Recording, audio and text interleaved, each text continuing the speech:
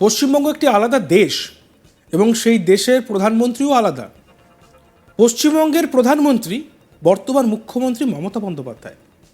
তিনি কি পশ্চিমবঙ্গের প্রধানমন্ত্রী? মানে পশ্চিমবঙ্গ আলাদা দেশ, ভারত থেকে আলাদা, সেখানে আলাদা নিয়ম আইন শাসন।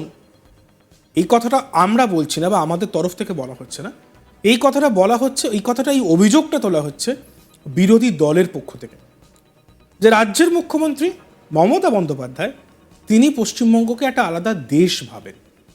মুখ্যমন্ত্রী নিজেকে পশ্চিমবঙ্গের প্রধানমন্ত্রী ভাবছেন, উনি ভাবছেন পশ্চিমবঙ্গ একটা আলাদা দেশ।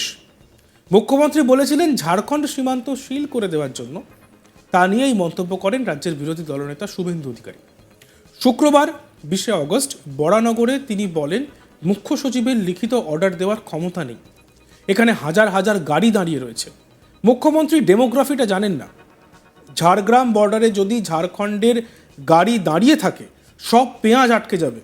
নাসিক থেকে পেঁয়াজের গাড়িগুলো এখান থেকেই উত্তর পূর্ব হয়ে নেপাল ভুটানে চলে যাচ্ছে। দ্বিতীয়ত, কুলটিতে সেখানেও ঝাড়খণ্ডের সীমান্ত এলাকায় একের পর এক গাড়ি দাঁড়িয়ে রয়েছে। এভাবে জাতীয় সড়ক অবরুদ্ধ করা যায় না।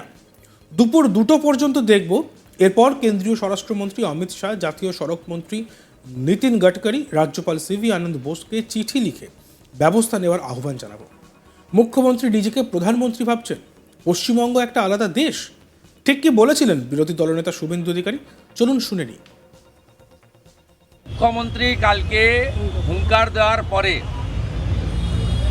চিচিড়াতে ঝাড়গ্রাম এবং ঝাড়খণ্ড বর্ডারে যেহেতু লিখিত অর্ডার দেওয়ার ক্ষমতা সাহস মুখ্য সচিবের নেই, সেখানে গাড়ি দাঁড়িয়ে আছে হাজার হাজার। মুখ্যমন্ত্রী জানেন না ডেমোগ্রাফি। ঝাড়গ্রাম বর্ডারে ঝাড়খণ্ডের গাড়ি আটকালে সব পেঁয়াজ আটকাবে।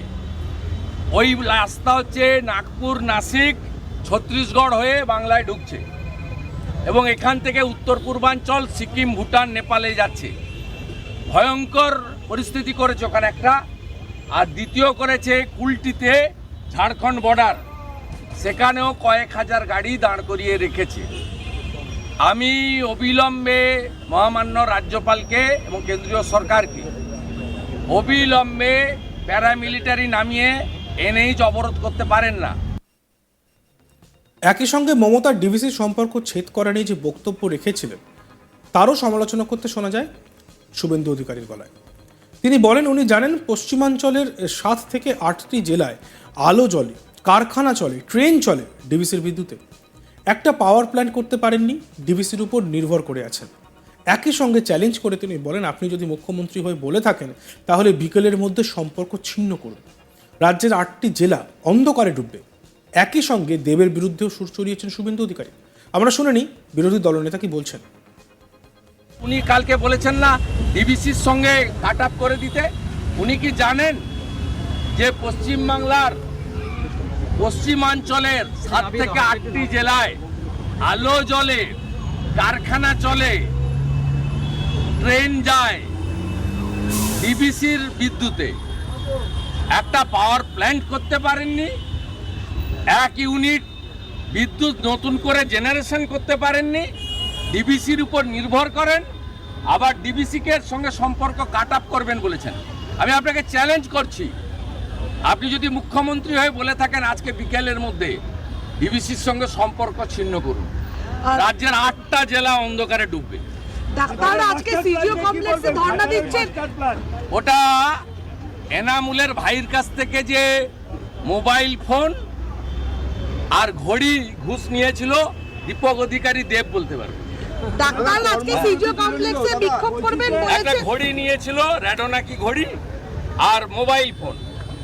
এই নিম্নমানের চোরগুলো তৃণমূলের এমপি হয়েছে। কোনো ত্রাণই সরকারের নেই, ত্রাণ দিচ্ছে এনজিও আর বিজেপি। সরকার নেই, সরকার নেই। 1 লক্ষ পাউচ জলের প্যাকেট বিতরণ আমরা করেছি।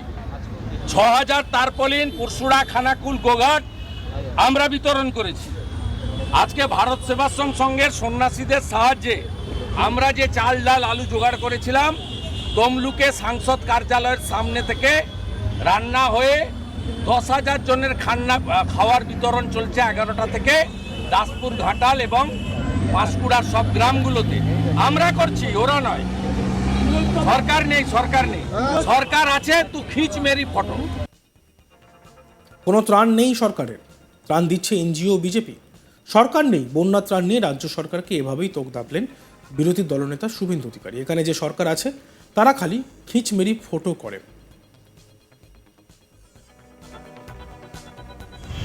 সকলের কাছে অনুরোধ করবো আপনারা এক একে সই করে দেবেন। এর পাশাপাশি এদিন মমতা বন্দ্যোপাধ্যায় ও তার সরকারের বিরুদ্ধে আরও ভয়ঙ্কর অভিযোগ তুলে কাকলিঘোষ দস্তিদার ও দেবের বিরুদ্ধে একাধিক অভিযোগ তুলে সরব হন শুভেন্দু। আমরা শুনে নিই তিনি ঠিক কী কী অভিযোগ করেছেন। কোনো ত্রাণই সরকারের নেই, ত্রাণ দিচ্ছে এনজিও আর বিজেপি। সরকার নেই, সরকার নেই।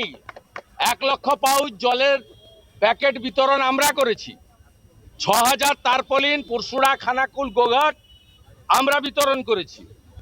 আজকে ভারত সেবাশ্রম সংঘের সন্ন্যাসীদের সাহায্যে আমরা যে চাল ডাল আলু জোগাড় করেছিলাম, তমলুকে সাংসদ কার্যালয়ের সামনে থেকে রান্না হয়ে 10,000 জনের খাওয়ার বিতরণ চলছে 11টা থেকে দাসপুর ঘাটাল এবং পাঁশকুড়ার সব গ্রামগুলোতে।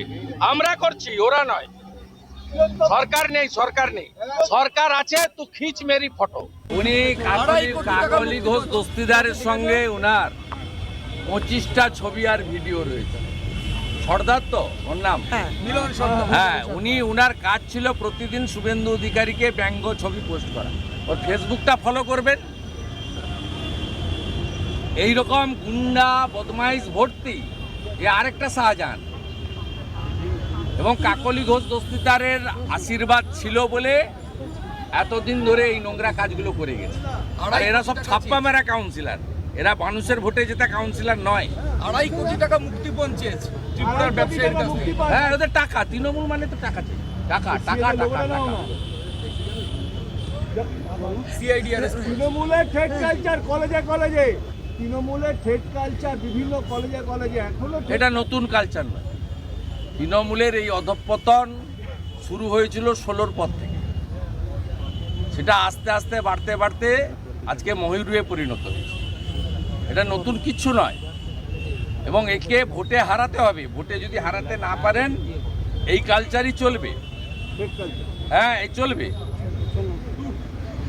এত বড় একটা ইস্যু অমীমাংসিত, আরজি করের ইস্যু, তারপরেও এদের লাজ লজ্জা কিচ্ছু নেই।